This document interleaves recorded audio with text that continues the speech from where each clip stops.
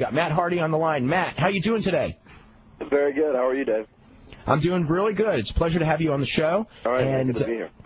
Matt, I guess we should talk a little bit about. We had Shannon Moore on the show a couple weeks back, and we talked about his breaking into wrestling, and your breaking in was kind of unique because you and Jeff are in many ways you're kind of self-taught in your backyard, right? Yeah, absolutely. Well, in all actuality, if you'd like me to go into it, I'd love to. Yeah, go ahead. Yeah, I've done it a million times. Basically one Christmas we got a trampoline. And our dad had given us a trampoline for Christmas.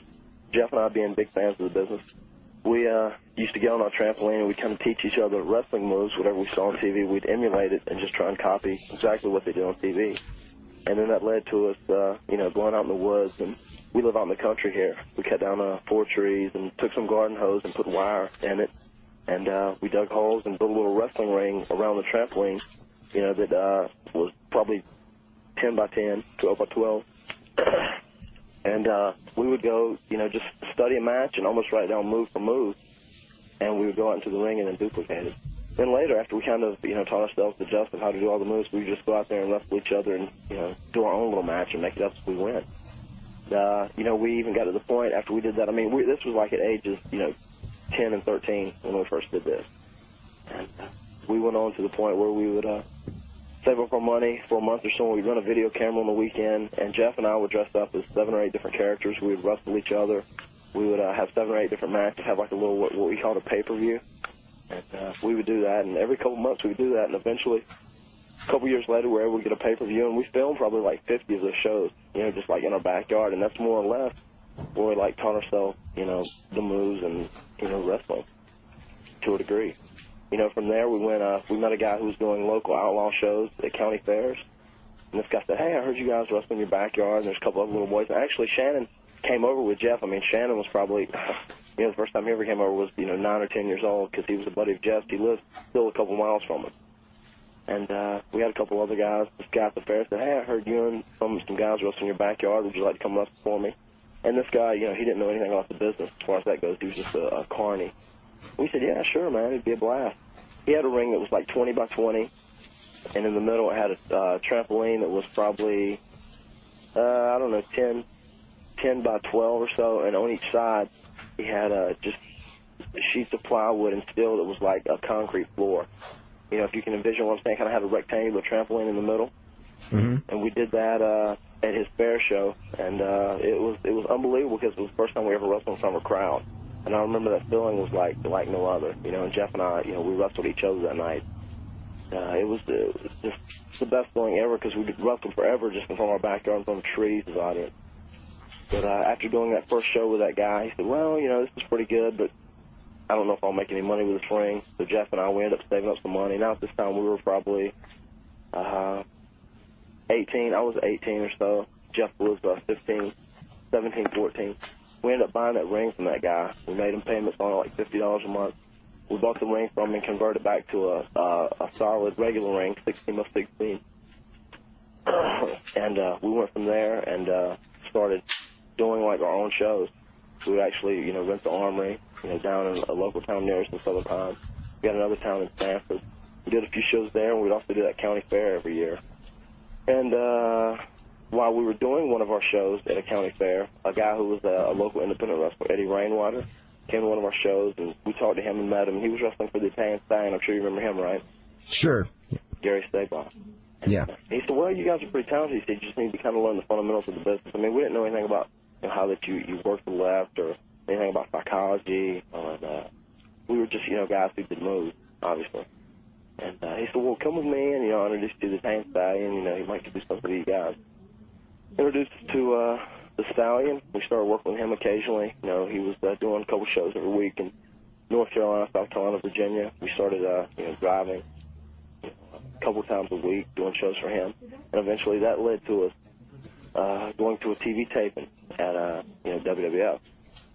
And from there we worked with the Stallion a little bit. He was taking a huge booking fee. We would make $150 a night for 3 nights. Remember when they would do, the 3-night taping? Yeah. Once a month? We would make $150 a night, and he would take $100 as his percentage from our booking fee. And at this point, like myself, Jeff and Jason Arndt and Joey Abbs. He was going, and also another guy, Marty Garner, Champagne. Does that name ring a bell at all? Oh, yeah, sure. And us 4 guys were going. Eventually, we talked to Chief Jay Strongbow, and he started booking us on our own, which we got to do a little more. We started doing a few dart matches here and there. And a couple years later, they did something to Jeff and I about they might have some ideas for us. And, eventually we signed a developmental deal, and it led to here. That's kind of everything in a nutshell. When now, was there anyone? I remember when you first broke in the WWF. It was like you were kind of like there to. It looked like you were there to on syndication. You kind of started at the bottom of the barrel, in that it didn't seem like you weren't brought in with this major push or anything like that. No, actually, like I've always told people. I mean, whenever we signed that first developmental deal, which was in April of '98. I mean, whenever we first came on TV, it was just like a continuance of, the time-to-time jobs we've been doing. I mean, we were just brought in still more or less. We got a win over Contai, our first match, and the next night we got a win over Too Much, and then we lost 50 times straight again. But, that was cool by us because we were making a regular paycheck. We just, we had worked so hard to get to that level. That was cool. We were willing to do anything. We were gonna work really hard to prove ourselves. So, from there we just continued to work hard and hard and hard. And whenever people saw that, wow, these guys can go out and have, pretty good matches with most anybody on a regular basis, eventually, Vince and a couple of guys got behind us. They said, well, let's actually try and do a little something with them. Did you get a feeling at any one point that there was something? Because I noticed, it was one of those gradual things where you see guys doing jobs on TV, and you're kind of like, and Cornette used to really, on the syndicated shows when he did the commentary, he would always, really push, you guys more than, the typical job guys. And you kind of just seen you throw in some really flashy moves, and it was almost like, these guys actually are pretty good. They're not just typical guys just running out there just getting slaughtered. And then, it was a real gradual thing because I can't even point to a thing. I mean, everyone knows the ladder match, but, you'd already gotten a break, in tag team titles a couple of times, and the thing with Michael Hayes and everything. And then I think that, everyone started probably really catching on with that ladder match, which wasn't all that long ago. Right. Well, that's definitely when we turned the corner. I mean, that was the point, like you said, we've been tag team champions, but still, we almost didn't feel accepted. After we did the ladder match, I think for myself, Jeff, Edge, and Christian, then we knew we had something to offer the company. We knew we had something to contribute, and that's when we really all kind of turned the corner. That was, Going back to Jim Cornette, too, he was always a big supporter of ours, even after, Chief Jay Strongbow kind of helped us out just getting our foot in the door on our own just for doing TV. Jim Cornette kind of picked up the ball and ran with us from there, and he was always saying, yeah, I'm pushing for you guys to try and do this or do that, and I got some ideas. And, Jim, you know how he was. He was kind of hit and miss with WWF. But, like I said, we really owe him a lot because he did, put a lot of faith in us, and we appreciate that.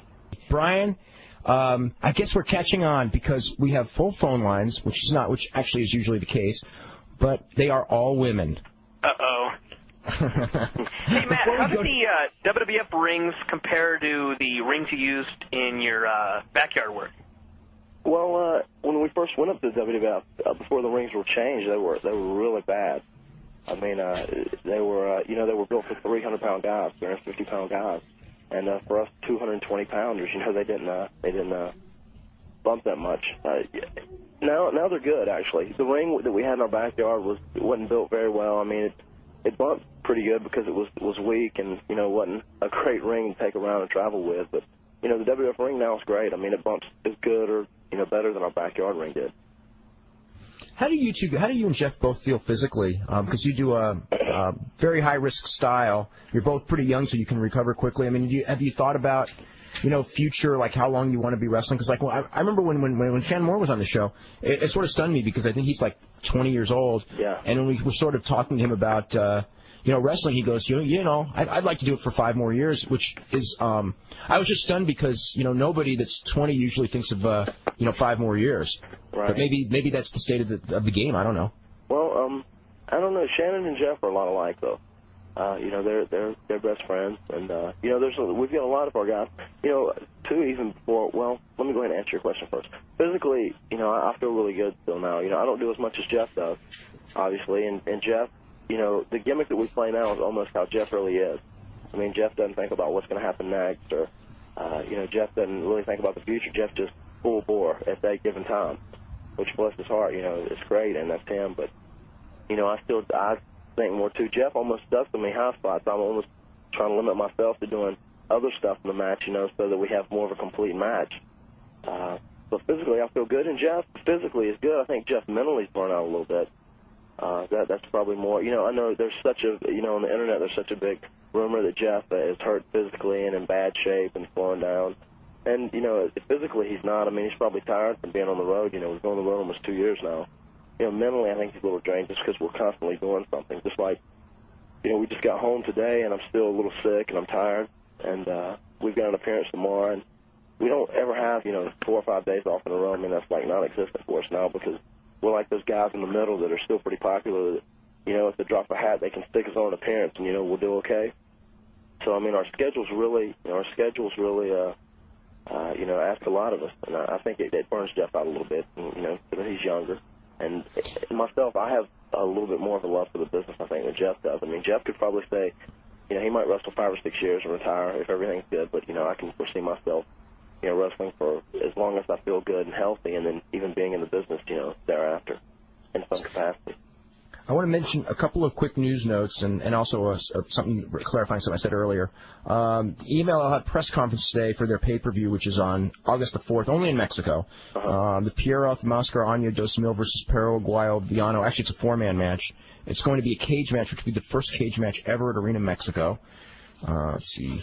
And as far as Ali and Joe Bugner, okay, I was so wrong. I mean, they did fight twice. They fought in 1973 a 12-round decision, which Ali won, and then they had a rematch in 1975, which Ali won on a 15-round decision. So he beat him handily in both fights, but he never KO'd him. So anyway, just want to clarify all that. And let's start with the phone callers. It's Elizabeth and Tooney from California. You're up with Matt Hardy. Hello? Hey. Hello? Hi. Or sorry, Hi. Dave, we're not male callers. Oh, no, you don't. No, it's just kind of unique to this show. Well, you'll have to excuse my shy compadre on the phone, but I just want to say that I had the chance to meet you at the Access in Anaheim, and you saved my day, year, my life. So just thank you on being there. And, well, my first question was, how do you feel about getting a well-deserved push? Like, if you guys haven't had one in the past, do you ever feel like used or unappreciated or anything like that? Matt, did you hear that? No, actually, could you repeat it? I couldn't hear it all. Oh, so how do you feel about, getting a push, and before you got the push, did you kind of feel like unappreciated? Maybe. I mean, but not really. I mean, Jeff and I, we've never really had big egos. I mean, the way we've been brought up, we've never had big egos. I mean, I'm happier being there, and being able to make a good paycheck and being happy and, what I'm doing is my occupation as far as wrestling and, not sitting around and sulking because, we don't have a big push. I mean, it's definitely nice, and I hope we get more in the future. I mean, I kind of, really, when I look back in retrospect, I'm happy of how it's been such a gradual deal, how we started out, as nothing, and, we built up a little ways, and then, we'll drop back down a little bit, and then we'll go up again and drop back down. That's kind of the way the WWF does things. So everything's been great. I have nothing to complain about right now. How does it feel as far as, in the last year or so, and maybe longer, when you first started getting you probably got some adulation on the independent scene, but it was, limited. Sure. And then all of a sudden you're WWF stars. It's kind of like larger than life. I mean, it's something that, realistically, not that many wrestlers in the past, only the top ones had to, were in that position. And now pretty much everyone with a minor push into a WWF is, kind of almost is it sometimes overwhelming, because of the popularity of WWF at the present time? Yeah, absolutely. And I think sometimes, really right now, we can't digest it all. I think maybe later we can. I mean, really, when I stop back and think, really everything we ever wanted to accomplish in wrestling, well, I've always said, when we first wrestled for WWF, just doing a job match, I said, well, if we never do anything else, I fulfilled a dream and I wrestled in WWF, so that was great. And then I said, when we got a contract, well, if I never do anything else, we got a contract, that's great. Then we won the World Tag Team titles. And I said, well, if we never did anything else, we, won the World Tag Team titles. We had a huge match at WrestleMania. And, if I had to quit wrestling right now, I've fulfilled most everything we wanted to do. We've had shirts and action figures and posters, and it's great. And I think it is hard to take in. It's almost so overwhelming, I don't try and digest it all at one time. Probably when I stop wrestling, I'll look back in retrospect and say, wow, we had a lot of stuff going on. I just try to take it a day at a time right now, Now, there was someone who said, when did you and Jeff start wrestling in the WWF? Like just like the first times, like when you were brought to a taping? In May of '94. Okay, because somebody said that they have results dating back to '93.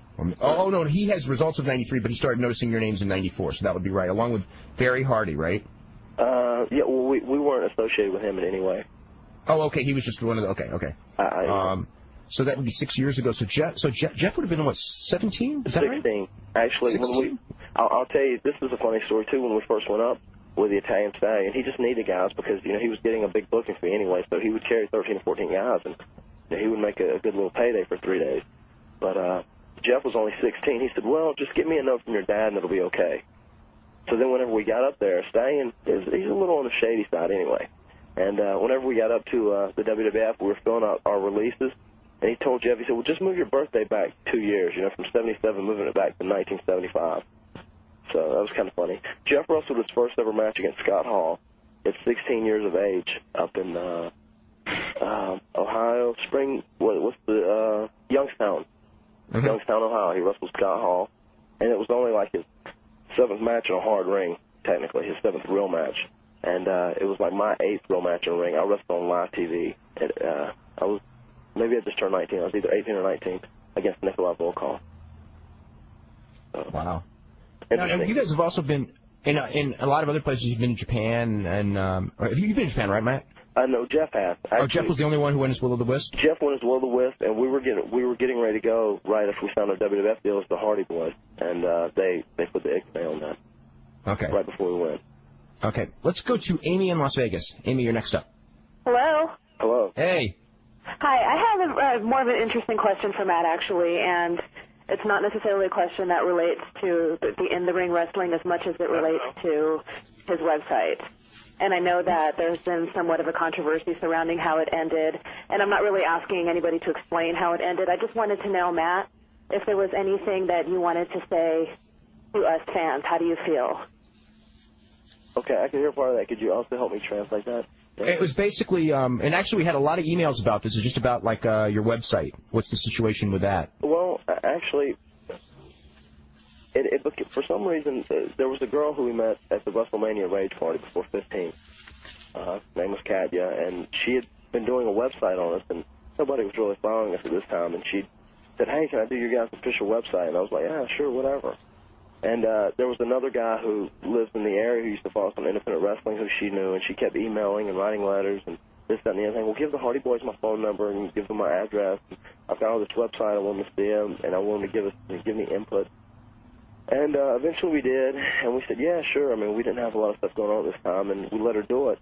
And as time went on, the website got bigger, and it became really popular.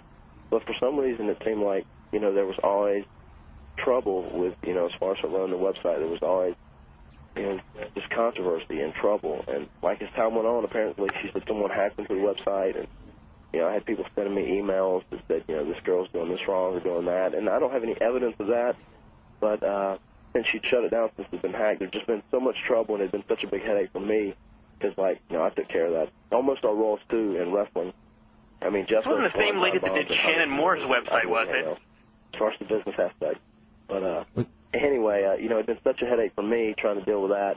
I just wanted to go ahead and leave it down. And, I'd like to have up a website, and I'm sure we will in time, if people can just be patient. But, I mean, for now, there's just been so much controversy around that one website, and it's been kind of a headache. So I didn't need to deal with it with everything else I've got going on. Growing up in the Carolinas, were you a big wrestling fan? Both big wrestling fans, obviously, as kids. And who did you? Was there anyone that you patterned yourself after? Like, was Jeff a big fan of Shawn Michaels? Because that's the one who a lot of people compare him to. Or yeah, we were initially. Our two big. Jeff was a big fan of Sting and the Ultimate Warrior. When we wrestled on our little videos, he would paint his face and emulate those guys. And we saw more NWA than we did WWF down here. Just being from this region, we would get to go out to some of those shows and everything. I was a big, ironically enough, Fabulous Freebird fan. I loved Michael Hayes and Jimmy Garvin in the NWA days. And, that was ironic that later we would end up, with Michael Hayes. And, I have to say something for Michael Hayes, too, now. He's still one of the biggest driving forces behind us. He still does a lot to help Jeff and I really appreciate him. Michael Hayes, been there, of course, ever since we got to know that guy, and he still helps us to this day. But, Macho Man, I was a big Randy Savage fan, too. As time went on and we started understanding wrestling and what it was about more, obviously we were both attracted towards Shawn Michaels. I think all of us up there now, from Edge and Christian and, Jericho, all of us, kind of had that attraction towards Shawn Michaels. And I think he set the standard for, how wrestling would be for the next few years, because he had such the ultimate package of everything. Besides being such a great, entertaining wrestler, he had such personality and such charisma. I mean, he was the whole package there. And he was, a smaller guy. He wasn't, 6'8", and your standard 350-pound wrestler that was WWF promoted for all these years.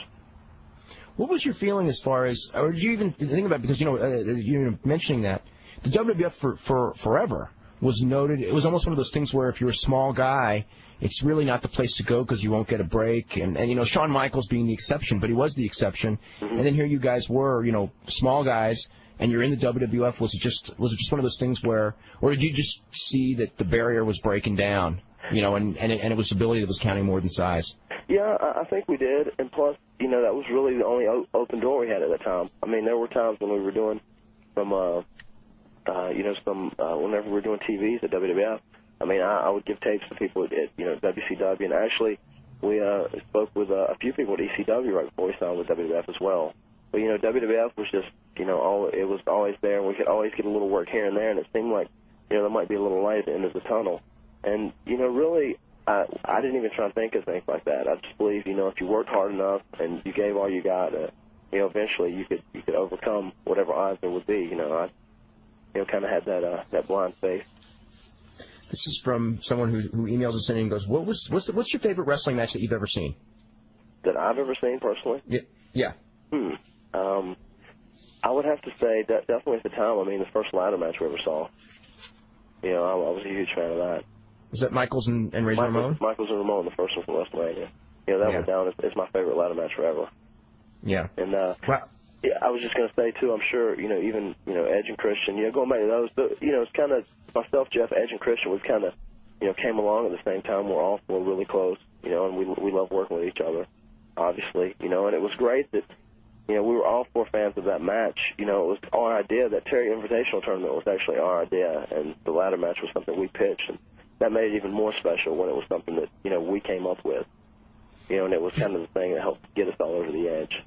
So was that like from watching like a Nikita Koloff and Magnum TA, or did that have nothing to do with it, like kind of best of series? No, not really. We just knew that we could go out and, do 5 matches. Actually, we wanted to do 7 initially, because we knew we could go out and, do 7 matches that were completely different and still be entertaining. I guess with that, being the best 3 out of 5 wasn't, spawned off from anything else. It was just we were wanting to, try and work with something and, give people a little bit of drama, something to follow that we were involved in. We were just really happy that, sometimes it's hard to get, things to go that way, if you want to do something special, if you have an idea, and luckily we got to do that. Let's start hitting some phone calls. Let's go to Kaylin in New Jersey. Kaylin, you're here with Matt Hardy. Hi. Hey, how are you? I'm fine, thank you. How are you? Go ahead. Could you hear me? We hear you perfectly. Matt, can you hear her? I can hear a little bit. Yeah, he can hear you. Oh, I can't hear him at all. Turn your speaker down, though. Turn my speaker down? Okay, yeah, turn your speaker down. Okay. Sorry, my dog, puppies are playing in the background. But, I was going to ask Matt how he liked his current angle with Lita. And what's the question about Lita? How do you like working with Lita? It's good. I like it a lot.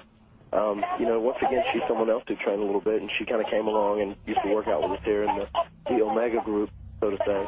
And, with Lita out there, it kind of gives us, something else to play with outside the ring.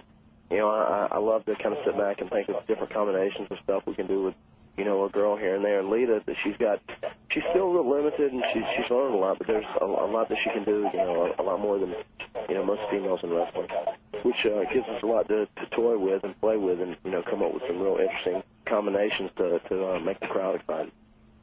What do you think of the fact, my impression just from watching TV Monday and the pay-per-view, and then just seeing the results from last night, I get the impression that she's in a real good role right now, that they're real high on her. Yeah, they are. They're very high on her. Besides just, one of the things, too, they're real high on attitude now, and she's also got a really good attitude. She's once again, she's real talented. Like I said, she's still learning a lot, and she's got the ability and the capacity to learn, and she wants to learn, which is real good. And she's got an open attitude where she'll do whatever, and I think they definitely have big plans for her. She's kind of like the, as I said, Shawn Michaels set the role for how women, how men will be in America for the next few years. I think she's kind of doing that for how women will be in America for the next few years.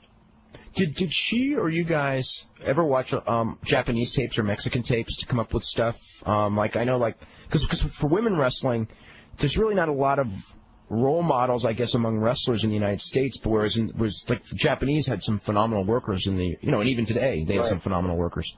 Well, I don't think she's seen a lot. I think it would be good for her. I've told her that several times. It would be good for her to sit down and watch some stuff. Actually, I'd like to try and get her some stuff. I've watched some stuff here and there. I try and most anything I can get my hands on, I try and watch because I try and learn all I can. But I think that would definitely be good for her because she's still athletically, she's really amazing, and she's tough. She's probably as tough as they come, and she's got a lot of potential. I just hope I hope she can fulfill all that potential that she has. And once again, I think they're going to give her the opportunity to because they really like her. What's your thoughts as far as the camps that you attended with Dory Funk Jr. and I guess Edge and Christian did as well? All you guys, I guess, did that stuff before. I guess you were in the WWF and you'd all signed, and they kind of sent you there for some polish and everything. Right. Well, it was actually good just because, with the stuff Jeff and I had kind of learned our own, even the stuff we learned with Stallion. We even went back to, the very basics. And even though we knew how to do them at that point, still we tightened them up and we polished them. And it's funny now because the way wrestling is on TV, you never use any of that. There's never any time to do that. It'd be great to be able to go out and, have a 30-minute match and take your time. And, the crowd really wouldn't, buy into it as much now. But I still think there's a lot of stuff left to be done. And I'm sure that'll come back around in time. With the way TV is now, we go out there and we have, 5 minutes from beginning to end. And, you go out there and you jam in, whatever you're going to do in the match. And it's more or less going around the angle now. Let's go to Amy in New Jersey. Amy, you're next up. Hi. Hey, how are you? Good. We're doing good. This is kind of a weird question, but I wanted to ask Matt if his relationship with Jeff has changed at all since being in the WWF. Did you hear that, Matt? No, I couldn't hear all. Oh, okay. Has your relationship with Jeff changed at all since you've been in the WWF? Maybe it has a little bit because now Jeff and I are still real close, but now there's a big difference. Like Jeff has moved into his own place now. Like he's kind of got, Jeff's got a lot of responsibility on his own. I know whenever we were at home before, we were together all the time.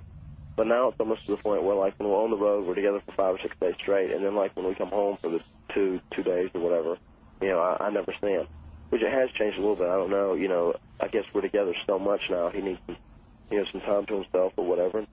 I think he needs time to himself to kind of, refresh himself because really sometimes he gets aggravated from doing so much because Jeff's a really unique person.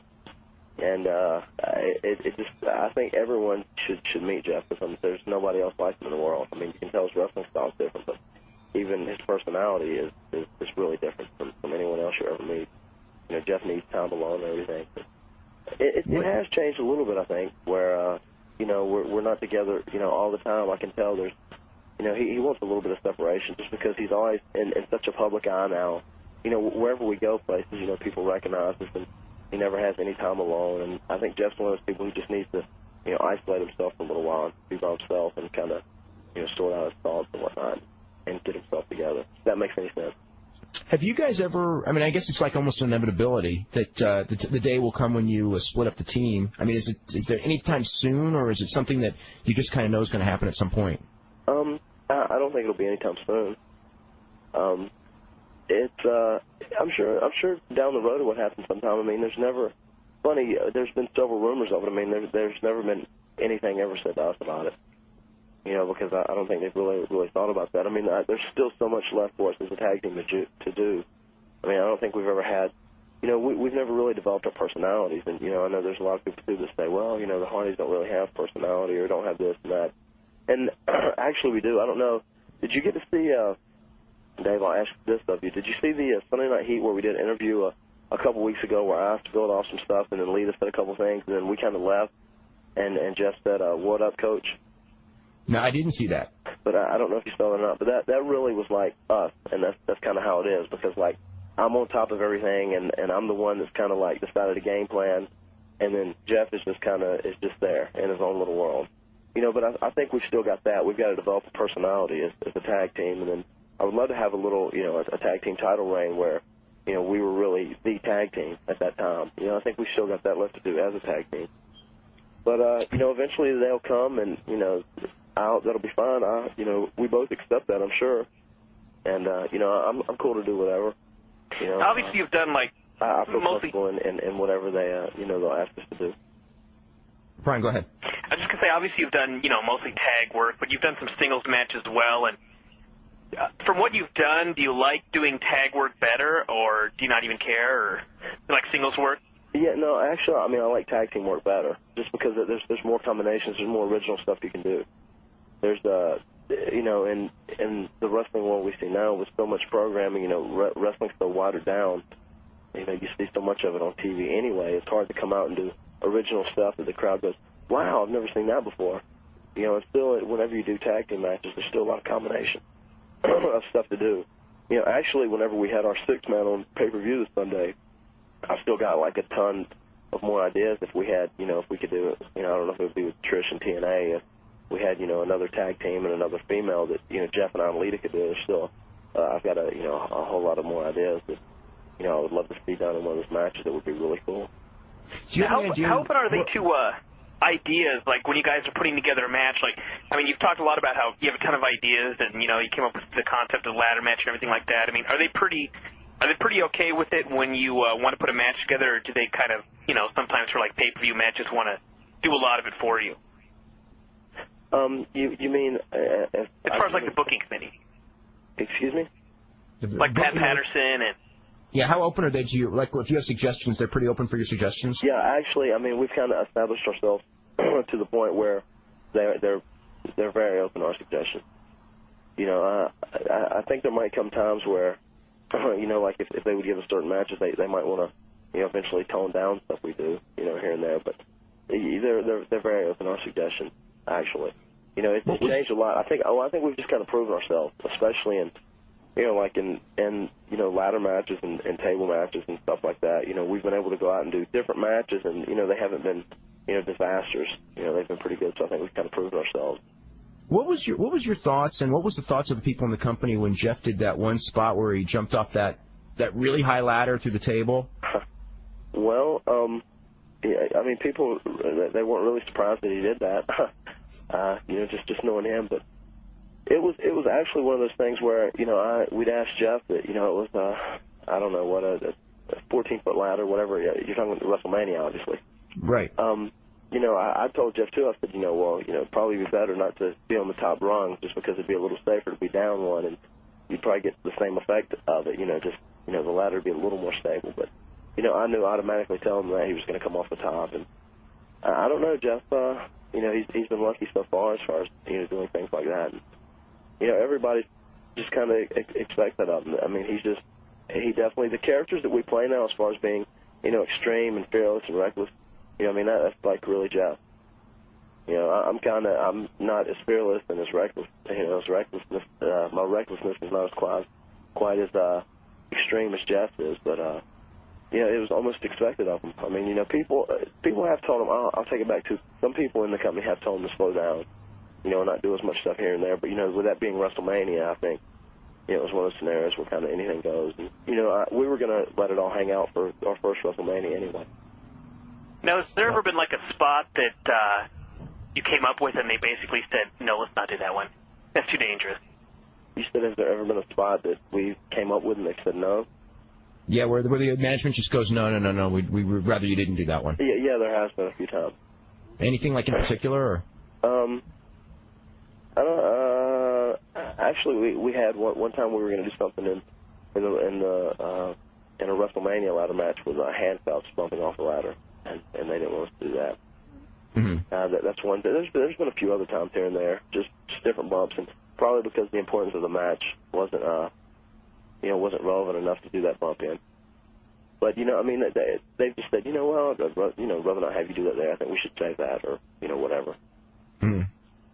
What were your thoughts as far as like, in wrestling in the last 2 years, I guess, really, in many ways the bar has been raised so much that, in the moves that were in 1996 considered spectacular are now almost commonplace to the point that sometimes I almost wonder if they're worth the injury risk. Like some of the more spectacular dives that people don't even really react to like they did a couple of years ago, and now, after I guess the Mick Foley match at Hell in the Cell, I mean it's a whole new level for those things. Does it kind of scare you at times? Even though I know your stuff is kind of under control compared to Jeff. Sure. But right. Yeah, it does. I mean, actually, Jeff scares me, part of the time as far as that goes, because I tell Jeff, I really want Jeff to think about, 5 years from now. I don't want him to think about how he's gonna, feel in, the next 2 weeks.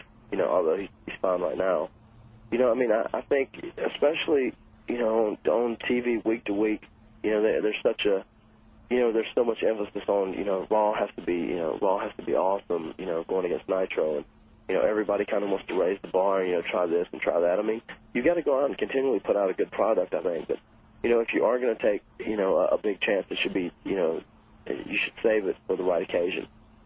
I know we've got SummerSlam coming up. We're going to be in Raleigh, and I'm hoping we're in some kind of good feature match there. I mean, that would be an opportunity where it would be worth taking a chance, I think. Now, do you have any idea who your opponents are going to be in Raleigh? No, I don't. Okay. Actually, I certainly don't. I can say though, I would love for it to be Edge and Christian. The tag team titles. The Dudleys.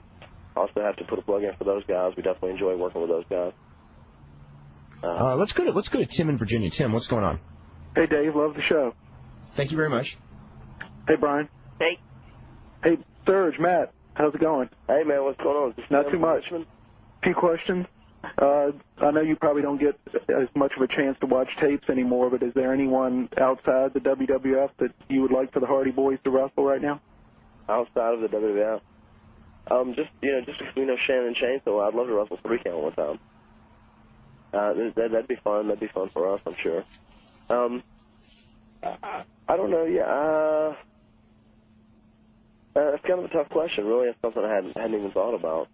I don't know. I mean, we're pretty happy with where we are. I'm trying to think of tag teams in WCW. First off, Rey Mysterio and Juventud Guerrera, maybe. Yeah, that'd be fun. Those guys, 3 count. Those are probably the top 2 I can think of. Being selfish off the top of my head.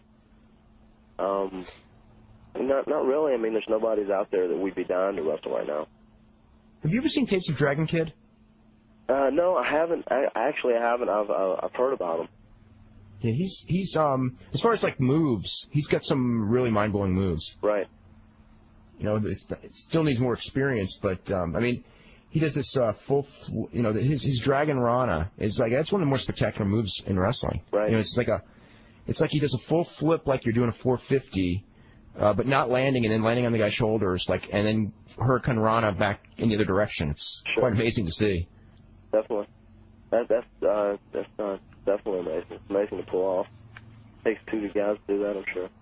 Yeah. Tim, anything else? Did you guys ever wrestle Dave Cash down in North Carolina? I know he was in NCW with you guys, but I didn't remember if you ever wrestled him or not. We used to wrestle in a little promotion called NCW out in the mountains in North Carolina and down in Georgia. We worked with him some out there when he was still doing Dave Jericho. Because he's really been putting on some great shows with ECW. Excuse me? Dave Cash has really been impressive in ECW. I couldn't remember if you had ever wrestled him or not. I rarely get to see any ECW now. The things I've read about him, I've heard that he's been doing good stuff. He's doing really well. Good. Yeah. Were there ever any thoughts of either you or Jeff being in the Super Astros division when that was going, like when Jeff was doing Will o' the Wisp? I know he never did that in WWF. We were on one of the Super Astro shows. We actually worked. Who did we work there? Jesus and Papachulo. When it was on. No, they never really talked to us about being on there. I think they kind of we came in the WWF and just, we started slow, and I think they eventually wanted to kind of, mold us into something. They hoped that we would work out and, and we'd become a decent little tag team in WWF. I think that was kind of always the plan, and luckily that kind of happened. Anything else, Tim? Yeah, I was just wondering if he has any idea when their website's going to be back up. No, I'm not sure. I'm not sure on the day. I'm sure they'll, eventually we'll have some sort of website up, some capacity. I'm not sure on the date, though. The dreaded website question. Right. Okay, well, thanks a lot. All right, man. All right. Okay, this is from someone who goes, it goes, are you a fan of Lucha Libre, and did you or Jeff ever think of wrestling in Mexico before you signed in the WWF? Yeah, I can enjoy some of the stuff. I mean, I like stuff with psychology a lot better. Even though our stuff is still a lot more spiced up. I mean, I try and do stuff that has, that makes sense, that has some psychology behind it, but it's still a little spicier than the other guys, just because we're smaller anyway. I'm not a big fan of just, doing, move after move after move after move. Although, occasionally we're guilty of that. I like to try and put a little bit of fighting and realism and psychology in the matches. Here is today's question: who was the first ever? So, get ready to log on. Who was the first ever World Wrestling Federation European champion? So, anyway, you can log on. We'll have our two winners momentarily. I think. Sometimes when I think that, I'm so wrong, but I really think we will this time. Anyway, we're back with Matt Hardy, and we've got a full bank of phone calls, and we're going to go to Long Island. Helena and Daniela. Hello. Hi. Hey there. How you doing? We're like 12, and we really idolize the Hardy Boys, and we wanted to know what they think about younger children who idolize them. Well, that must be a heavy thing to think about. Okay. Yeah, I actually have that question.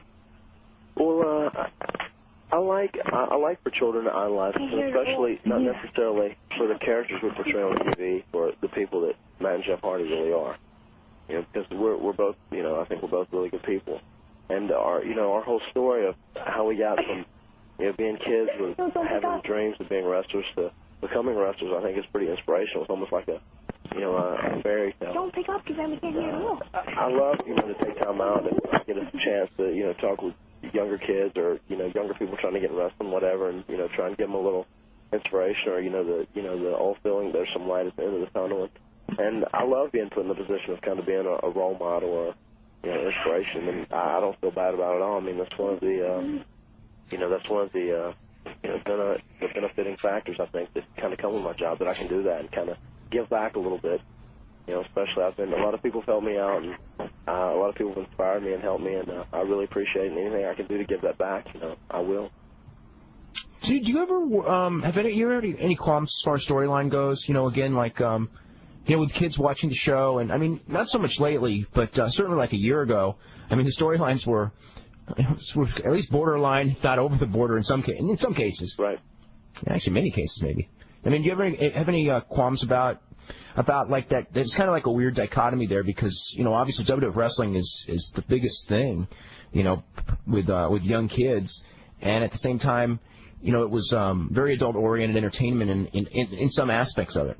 Right. I just, so many people accept wrestling as entertainment now. I just wish that everybody could, make the role models not the characters but the people that play them. Just like in soap operas. Don't, necessarily the lady who cheats with, every wife's husband, on the show might be a really good person, when you hear an interview with her, off the show, and, you could look up to her and, that she could be your role model. I just wish people would look at wrestling more like that, but, so many people still look at, the character you're portraying and go, oh, well, they're cool, I want to be like them. You know what I mean? Mm-hmm. We have a couple of questions along these same lines, so what's the situation? There's no rumors of you or your brother dating Lita. That's not correct. That's just someone who you've known. I mean, we're good friends, and especially her and I met her first, and we're even closer friends than her and Jeff are. But we're just all good friends, and neither one of us dated her. That rumor's been, her and I have been dating, have been floating around forever. What do you think as far as like you had I guess a group of friends. I mean, what Shane Helms, Shannon Moore, and you and Jeff and Lita, and you kind of all grew up together in your backyard, I guess. And pretty much you. I was just gonna say it expands a little more than that too. I mean, there's initially like we had a group like the little federation we started running. Eventually it became Omega, and those tapes they're pretty famous now. They trade quite a bit, like on the internet and stuff. It was the Organization of Modern Extreme Grappling Art. And in that federation it was myself, Jeff, Joy Abs, Jason Art, Shane Helms, who's still one of my best friends, Shannon Moore, a good friend of mine, Jeff, the Dubs, Mike, Mike Maverick, Mike Howell, and Murray Happer, who played the Dubs in ECW, who are with the WWF now. Both those guys wrestled there. Steve Carino wrestled with us some.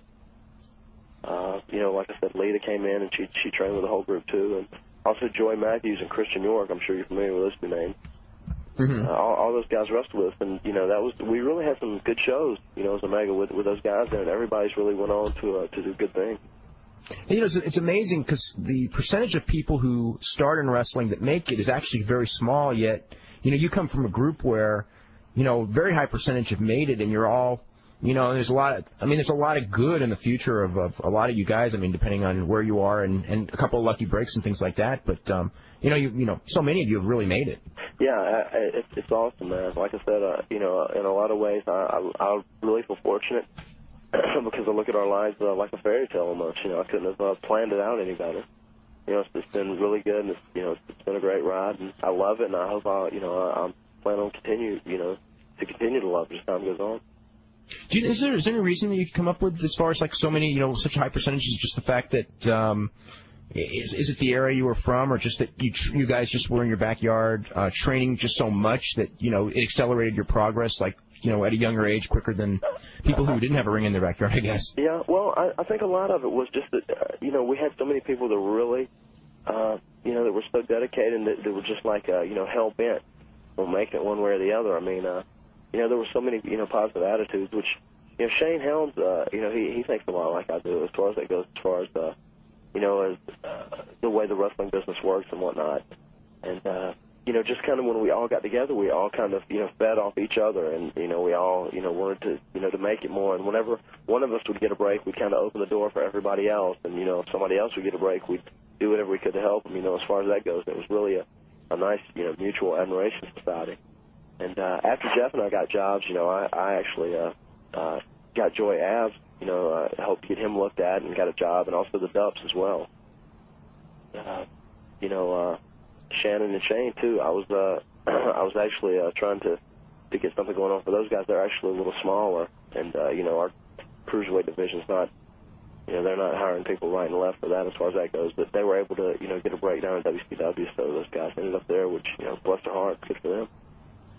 Let's go to Mike in Florida. Mike, you're next up. Hey, Matt Hardy. How you doing, brother? Hey, man. Hey, I think you and Jeff are the two best high flyers in all of wrestling today. All right, thanks, dude. And I got another question to ask you, Matt. When you and your brother do those stunts, are you afraid of falling the wrong way and, ending your career? Not really while we're doing them. I mean, while we're out there, we just try and, we try not to think about it. I mean, I kind of do the thinking about it before we go out there and do it, and I hope I've got my plan together in my head. I mean, while we're out there and we're in the middle of doing stuff, we just kind of go and let it all hang out.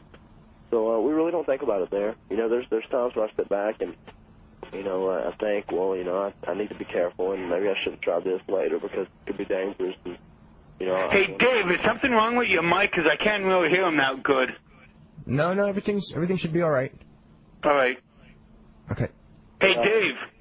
Yes. Man, we think about the. Let me finish. Okay, go ahead, Matt. Finish. I was just gonna say, we realize there's some danger there, but while we're doing it, we try to take all the precautions we can and be as safe as possible, which might not be Well, I wish you and your brother continued success. Okay, thank you, man. Okay, thanks very much. Let's go to, is it Dave in California? Yeah, hey, Matt. What's up, Dave? I know your brother's wrestled over in Japan before. I was wondering if you've ever thought about going over there. Yeah, maybe wrestling Ken the Box sometime. You'd have a great match. Yeah, actually, we were both going to go, like, as a tag team, right before we started with WWF. And, we weren't able to go, and I was really looking forward to it. I'd love to have went, and it'd probably be something I would love to do at least one time, to say I've done it. Do you have any do you have any goals as far as like in the World Wrestling Federation of working a program with, I don't know, if just throwing out a name like a Chris Benoit or someone that you guys haven't really had a chance to wrestle, a lot with or even at all? I'm glad, Chris Benoit, the name I'm glad you brought up. I had a chance to wrestle him, a couple months ago, and he was tremendous. And it was really just, the time I spent with him was a great learning experience. I've got, the utmost respect for, Chris Benoit. Also Eddie Guerrero, as well. I would love to have a chance to feel comfortable with those guys, work with them a few times and do something with Chris Benoit or Eddie Guerrero. And I'm sure eventually, if we run our course as a tag team and we split, maybe we'll get to do some of that stuff. I definitely think that's a possibility for, either Jeff or I. What's your thoughts? What's your thoughts as far as being there? I guess as the whole thing was going down, first with the Steve Austin phenomenon and then with the Rock phenomenon, and just being like there every night while both of them, I guess, Austin, I guess, was already there when you got there, and then the Rock thing building. I mean, because there have been very few instances in wrestling, where guys, there have been very few guys in the history of wrestling ever to get to that level. Right. It's just like you said, it's phenomenal. Just to see it night in and night out, and it's great to be on shows with those guys as far as the time that you're there and the time you're there making your living. And both those guys have been really cool. I think our whole roster, we've got a really good roster now as far as that goes, and I just think it's done so much for the business as far as now that it's opened up that it's there's entertainment. Because before when there was so much kayfabe going on in wrestling. It was almost like people said, "Oh, why are they trying to hide something? That sucks. I mean, just da da da da da." And then when they come out and say, "Well, this is entertainment," and watch it for entertainment, people go, "Well, this is kind of entertaining. This is fun. I like to just sit back and let myself go in for 2 hours and enjoy an episode of Raw." And I think that's done so much for the business, and that's helped. I think that's also helped out with the following that we've acquired, especially going mainstream, and that's led to the Stone Cold and Rock phenomenon as well. David, is Dave still there? I guess yeah. Not. Okay, Dave, anything else, Dave? No, that's it. Okay. You brought something up. What do you think? I mean, because wrestling, one thing that's changed between these pay-per-views now and basically, even a few years ago, is that there's so much, I guess, feedback. I mean, it's a different kind of feedback than before. I mean, before if you had a good match and the crowd reacted loudly, that was your feedback. Now, I mean, it's there's a feedback after the fact. And does that inspire you? Because, I mean, one thing that I've noticed on pay-per-views is, between now and as compared with the 80s is, you have good matches and you have bad matches, but you never or almost rarely have matches that lack effort. Whereas in the 80s, you could see guys, on a card, and I think that the travel schedule was a lot tougher, and certainly in the WWF and in WCW. I mean, when those guys were working 6-7 nights a week, that they were a lot of going through the motion type stuff. And now, you really, it's the crowds are harder because they've seen so much, but at the same time, I mean, it's you got a lot more. I mean, are you inspired by the fact that that if you do a good match, people kind of recognize a good match, whereas before maybe the boys would know it's a good match, but to the fans, sometimes they wouldn't even know a good match from a bad match, if you know what I mean? Yeah, I think you point out to just the crowd being respectful. Yeah, absolutely, it's an inspiration. It's really inspiring, just like when we went out and I'll use the ladder match for an example. After Jeff had grabbed the money bag down and we had left, whenever Edge and Christian stood up in the ring, everybody in that building stood up and clapped. And just because we won, they forgot that fact already. What they were remembering is that 4 guys went out there and really busted their asses. What's funny about that match is that, and compared with the Shawn Michaels Razor Ramon match, I think that everyone remembers that match, but who won and lost, your match with Edge and Christian, I don't think that. I mean, it's people remember, I guess, who won, but at the same time, it's hardly the main focus of the story. It's just that you had a great match. I agree. That's changed a lot. I mean, nowadays, somebody, someone I'll use for an example, if the Dudleys go out there, they can lose a match, but at the end of the match, if they put somebody through a table, that's what people remember. They don't even remember them, losing the match. They remember putting them through a table. And it's almost been the way that people have, been programmed to watch, and I think once again it's kind of attributed to the fact it's entertainment, and they realize everybody is human beings, and if you can go out there and put on a good effort, and you leave them with a statement, they'll respect that in the end. Do you ever get frustrated on the other hand where maybe you're out there and you're really working hard, and for whatever reason maybe it's the wrong opponent or something like that, and the match is good and it's good, but maybe it's a cold match, and it's a TV taping and they're waiting for The Rock and they're just sitting on their hands, or does it not really bother you at all? It does, yeah, sure it does. I mean, to get a complete feeling for a match, besides just going out in the match being good, you have to have a crowd there. That really makes the match as well. And it is frustrating to a degree, and it's just one of those things you have to accept. It's going to be there occasionally. Do we have a trivia winner yet, by the way? Al, do we have any trivia winners? Oh, we got him. Okay. Thank God. I don't know what questions we'd have to go to next. Hey, Matt, if they split you up into singles wrestlers and that sort of thing, and they actually made an effort to step up the cruiserweight division in the WWF, would you rather work in a division like that, where there'd probably be more high flyers, or have a go at the heavyweights? I wouldn't be opposed to working in the cruiserweight division at all. But yeah, I would probably like to be, mixed in with everybody, more first and foremost. And I don't think being labeled as a cruiserweight is, a bad thing at all. I just think there's a lot more, there's a lot more potential if you're just kind of mixed in there with everyone, more than just being centered around a cruiserweight, cruiserweight type status.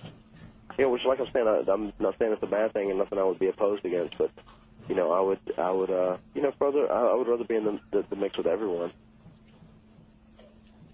Okay, we are getting a list to see. Ziggy Chris of California and Rick Royster of Tennessee correctly guessed that the first WWF European champion was Davey Boy Smith. And anyway, tomorrow on this show we're going to have Bruce Mitchell of Pro Wrestling Torch, and I wonder if we can keep this demographic for one more day. Think so? I didn't either. Anyway, let's go to Melanie in West Virginia. Melanie, you're up with Matt Hardy. Hi. Matt, I have a question for you. Actually, you're going to get to settle a question that a friend of mine and I have. We were talking about this the other night, and basically what we would like to know, when you're doing something like, say, the Triangle Ladder match from WrestleMania, what goes through the process of putting a match like that together from the start to the finish and deciding, where the spots are going to happen? Well, in actuality, we kind of, that match was, we had a lot of ideas for things that we wanted to do in that match, but actually we all got together just the night before WrestleMania and kind of sat down and mapped out a blueprint of what we want to do. It was just kind of a combination of all three teams sitting around and just throwing stuff out, and then we kind of start piecing stuff together, and we said, well, this is a really huge spot, and it's hard to fit it here and hard there, but it would fit better here. It's complicated doing stuff like that too, because it's hard to get as much chaos and destruction as we want to get out of that match, and try and make it make sense to a degree. It's nearly impossible to, but it's just kind of sitting down with all your ideas and just everybody getting together and trying to come into some sort of agreement on where things fit the best. I mean, there's no real secret plan to it. It's just just taking your ideas, whatever ideas you have, about particular spots, whether it be with a ladder or a table or a combination of two, whatever, and trying to slowly make them progress and to the climax there. No real secret behind it, I guess. I would like to add too, for everyone who enjoyed that match, we're going to have a TLC, Tables, Ladders, and Chairs, a video featuring the Hardys, the Dudleys, and Christian Edge coming out August 22nd. I think it's also going to have the original ladder match and the table match, and also a lot of behind-the-scenes interview, and also a little behind-the-scenes footage of myself and Jeff, and maybe Christian Edge as well. It's going to be a videotape the WWF's releasing on August 22nd. It should be really good. That's really good. Yeah. It's good to see, more guys getting, that type of, packaging and everything. Yeah, because, like you said, 10 years ago, guys like us, middle guys never got anything like that. Yeah. Let's go to Jeannie in Illinois. Jeannie, what's going on? Just want to say, first of all, that I got to meet you and your brother in Houston, Texas at the end of March. And I want to say thanks for being so cool. But I just wondered if you ever get jealous of Jeff, because everybody seems to talk about him a lot more than you. No, not really. Not at all. That's fine. I mean, people are always going to have that, people are always going to have their own opinions, and somebody with as much athletic ability as Jeff, and I will be the first to admit, Jeff athletically is amazing. I mean, he's definitely right along the lines of Shawn Michaels as far as athleticism goes. I mean, anything Jeff wants to do, he can do in a ring. And, it's awesome. He's smooth and he's graceful and everything he's got. But as far as me being jealous of him, that's, not the case at all. I mean, there's so many other things. If you could see, how, if everyone could, be with us like day to day and see how much we kind of need each other as a team, it would really change a lot of people's perspectives. But, as far as, if we ever split one day, I'm sure we'll have something good there for a built-in angle. So, no, I don't at all. I'm proud. I'm proud of Jeff. Jeff's great, and I'm really happy, and I couldn't have a better tag team partner. And as long as people are talking, talking about Jeff, God bless them. I hope they continue. Anything else, Jeannie? Nope, that's it. Okay, thank you very much. Jeannie. Matt, are there you've worked a lot with the Dudleys and all the tag teams actually, through the WWF.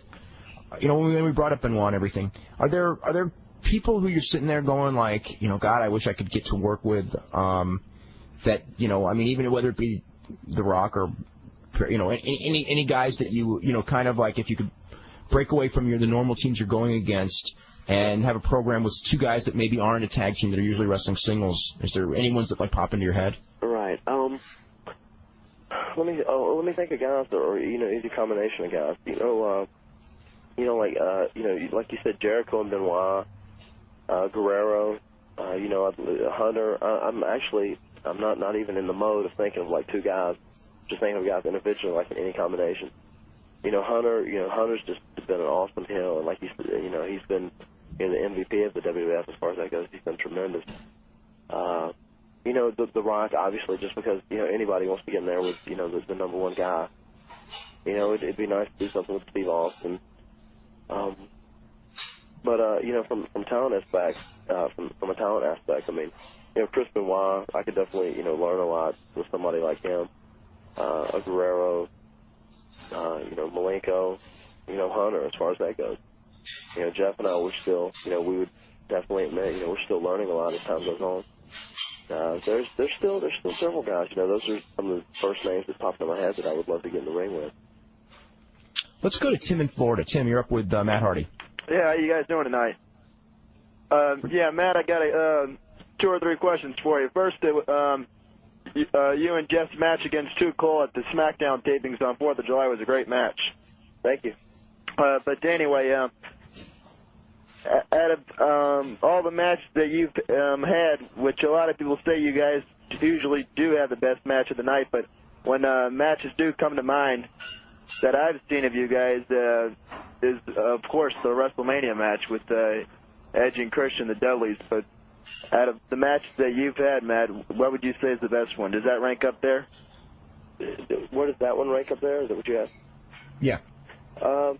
It's up there. I would still, my first and foremost match would be the first ladder match. And there was just, I think another reason there was so much, hype after that match, and there was so much build-up because at that time nobody really expected to do that, I don't think. And whenever we went out at WrestleMania, there was a little bit more expectation for us to have a great match. And, I think the WrestleMania match was really good. I'm really happy with it. I always will be. It just didn't, there wasn't as much hype and hoopla that followed after that match, which maybe, in my own personal opinion, devalued a little bit. But I think that the match was really great. And considering the WrestleMania crowd was real, the whole night they were they weren't really into things, real heavily. It was kind of a very it was a hard crowd at WrestleMania, and they were in our match. So I was happy about that. The table match that we had at the Royal Rumble, that's one of my favorite matches too. Going back, there's several I probably have to put down and think of that really stand out. I know those do just because they were real original at the time, like the first, the tag team ladder match and the tag team table match. Those were just original first-run matches that nobody's really done to that point in time.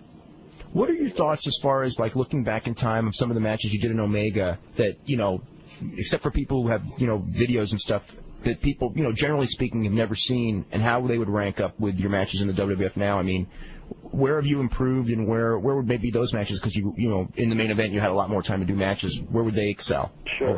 Actually, some of them are real high. I mean, Jeff is Will of the Wisp. We had such an ongoing feud, you know, as Surge and Matt Hardy, Surge, and Jeff Hardy, Will of the Wisp, and we had some matches that I'll go back and look at, and I'll see spots here, and I'll go, hey, I got to break that back out, or hey, we need to do this, and they rank up there in the top 10, I'm sure. And there's a lot that we've learned since then, and it's almost hard to compare those matches to TV matches, because they're just completely different now. Just like comparing a house show match to a TV match is just completely different, just because of time constraints. I mean, there's not, TV, it's just hard to take time and go out and, set your pace and tell a story. Where you can do that when you have plenty of time. Do you find doing a lot of 3-man and 4-man tag teams more difficult, or have you done them so many times that it's just another night now? They're a lot easier. I mean, they're getting a lot easier. They're more difficult though, just because you have to try and combine everybody. The 3-man really, in all actuality, all parties involved, the Dudleys and us and the Edge and Christian, were a little worried about how the 3-way match would come off at WrestleMania, because we thought, it might really end up clustered, just because with having 3 teams in there and trying to keep somebody busy at all times. And we avoided that to a degree, which you just got, it just adds a lot more into the match that you kind of have to worry about. Let's go to Mike in New York. Right. Mike, you're... Dave? Yes. Oh, I just got one more. Okay, go ahead. Sorry about that. I wanted to say, Matt, I know that the tag team division, the WWF, is stronger than ever, which is great. But before that, and right now, what has been your most memorable feud, and who would you like to feud with that you haven't already, tag teams or singles? In the WWF? Yeah. Yeah. Wow, we've almost. I don't know. Really, I think we've almost feuded with everybody. Yeah. To a degree. I mean, we haven't ever since we were with Michael Hayes, we had a million matches with Too Cool, back when they were too much, it's the Hardy Boys, the Rocker Hardy Boys. But I think we've almost, really kind of worked a little deal with almost every tag team there is now. There's, like I said, I think there's still a lot of legs with, us and the Dudleys. Because we still almost had something, going there after WrestleMania. It just kind of stopped. I think there's a lot left there somewhere. Dave, I couldn't hear him too well. Could you tell me what he said? No, he's talking about he thinks there's a lot of life left with them and the Dudleys. Oh yeah, that's a great feud in itself. All right, well, thanks a lot very much, Matt. All right, okay. Dave. Thanks a bunch, Tim. Let's go to Mike in New York. Mike. Hey, good evening, guys. I got 2 questions. First one is, after seeing all the brutal matches that Mick Foley has gone through and the toll it's taken on him, are you worried with all the high spots that you guys do that your career is going to be shortened a bit? Yeah, I think every wrestler is worried about, what the future's going to hold for them. And, the more you do as far as in terms of high spot, I guess that, makes you think about it even a little more. I mean, first off, I'd like to think, I try and keep myself in, in good shape and, possibly better shape than, Mick Foley was for the stuff he was doing. And really, I've toned down my stuff to a degree from when we first started. I mean, I do stuff here and there. I try and kind of pick and choose. And Jeff, on the other hand, Jeff still is, wide open. And I don't think really Jeff thinks about the future as far as, him, being, hurt or it cutting his career short or whatever. But I do think about that. I want to preserve my body as long as possible and, try and put my hot spots in the appropriate places and pick and choose. Okay, anything else, Mike? Yeah, I have a second question for Dave. Judging by your reputation and on your views and the star that you give per matches and match quality, do you feel that America's favorite food should be a taco or beef lo mein? Well, I actually don't understand that. I think I know what you're saying. Am I still there? Am I still around? Okay. Okay, I'm sorry. Any other callers, or should we hit some... Okay. Anybody next, or... Okay. All right. Let me just go through a couple quick emails here. Actually, most of these are pretty... Actually, there's almost exactly similar. This is from Dan from Surrey, British Columbia. And what's the megahertz moonsault? It's a springboard, just a springboard moonsault in the ring. It's what I used to do as my finish, is a surge. Uh-huh. And someone was asking how come you don't do that move anymore. Just because the ropes that, in WWF are real ropes, and it's kind of, it's almost being risky if you go out there midway through the night, the ropes are loose or, real slick or whatever. I don't know. It's hardly, not even worth taking the chance now because it might hurt the percentage of all the times I get it correct. Brian brings this up all the time about the rings and everything. The ring, what stuff as far as the WWF ring itself, you brought up that. What other stuff as far as in the ring, the type of ring does that, keep you from doing and what moves do the WWF ring kind of help you do better? And what kind of ropes do you have in Omega? Were they the real rope or the cable? We had cable ropes there, which I wish we had those in WWF. I mean, the WWF ropes are actually real ropes. And whenever they get loose, and they just make them shorter and tighten them back up. And after, there's 6 or 7 matches, if you go out there midway through Raw or SmackDown after there's been, heat and jack and dark matches, I mean, the ropes start loosening up a lot and they're also slick. And I don't know that cable ropes are so much tighter and more stable. Jeff and I used to both do a lot of springboards, and it's very rare if we do that now just because it's not worth taking the chance. And also, Dan asked Brian, what do you think of Tony Kozina? I haven't seen him in a long time, but real good high flyer. I think the only problem is he's just really small. Real small. So. And this is for Matt here. What's your thoughts as far as Trish Stratus goes, as far as, for the brief time she's really trained at wrestling, she seems to have a lot of willingness to take bumps, more than, a lot of the women. Yeah, she does. Actually, I don't think it was necessarily Trish's fault. When Trish first came into the WWF, she didn't understand how really the wrestling business worked at all. And it was kind of a rude awakening with her to a degree. But her attitude's really, got a lot better, and she started understanding, the way the wrestling business works, I think. And she's really willing to do whatever. And, obviously we've worked with Trish quite a bit now. And, I've worked with Trish, and just like, the stuff we've done the last few weeks, Trish has been really open-minded. She's been willing to learn, and anything we've really asked her to do, she's been willing to do it. So you have to give her the thumbs up on that. She can continue to stay open-minded. I think she can go a long way. Because like you said, she's willing to take a bump, and she's willing to do stuff with her body, and that's what it takes. I mean, if you're a woman or any figure in wrestling now, you have to bump to be successful. Or be very, very lucky and be in the right place at the right time. I mean, it's like there's always that rule, and then you always have people in wrestling, whether it be Jim Hellwig or Sable, who, for whatever reason, they made a huge amount of money just by being in the right place at the right time. Yeah, I agree. I don't think that can be done now, though. When I look at Rock and Steve Austin with all their charisma, the fact is that those guys didn't get by with half-ass matches. Yeah, right. Whereas, but there were guys. It is harder, I think, because everyone judges things, and people kind of. I think that the fan recognition of a bad match is a lot bigger, in that sure. Like getting through with that like Hulk Hogan type of thing. I think we've seen, as big as his name is, it doesn't cut it anymore. Right. Anyway, Matt, I want to thank you very much for doing the show and changing our demographic profile 180 degrees today, which was really cool. Well, thanks for having me. And best of luck in everything in your SummerSlam match back in Raleigh, and we'll be seeing you every Monday and Thursday. Very good. Yeah, it's really exciting. Like I said, we're looking forward to SummerSlam. It should be good. Hopefully Matt and Jeff Hardy can do something special at SummerSlam. But thanks for having me, Dave. Okay, you're very welcome. All right, man. See you guys.